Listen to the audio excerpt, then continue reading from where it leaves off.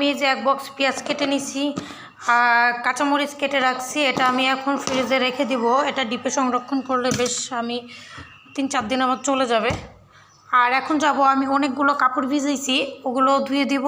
খুব কষ্ট করে বাচ্চাটাকে একটু ঘুম পাড়াইলাম। ও যে এখন ঘুমাবে, সারাদিন কিন্তু আর ঘুমাবে না, আধা ঘন্টা 1 ঘন্টা বা 2 ঘন্টা হাইস্ট ঘুম পাড়িয়ে উঠবে।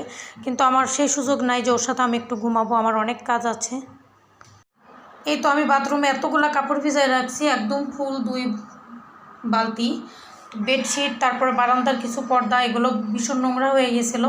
বাইরে যেহেতু থাকি, যে সে আসে হাত মুছে ফেলে, গ্রামের বাড়ি বুঝে নিত, কাউকে কিছু বলাও যায় না। তো এগুলো আমি সব ভিজায় রাখছি। বাচ্চাটাকে অনেক কষ্টে ঘুম পাড়িয়েছি, এই সব টুকটাক ঘর বাড়ি পরিষ্কার করে আসছি। এখন আমি এগুলো ধুয়ে গোসল করে আমার কাছে সবথেকে পেরেশানির কাজ মনে হয় এই কাপড় ধোয়া আর রুম পরিষ্কার করা, আর কি ঘর মোছাটা।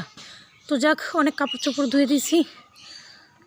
এই তো ফ্রেশ হয়ে উঠলাম। আকাশের অবস্থা যথেষ্ট খারাপ, তারপরও ব্যাপার না, কাপড়গুলো একটু পানি ঝরে গেলে বারান্দাতে মেলে দিব, শুকিয়ে যাবে।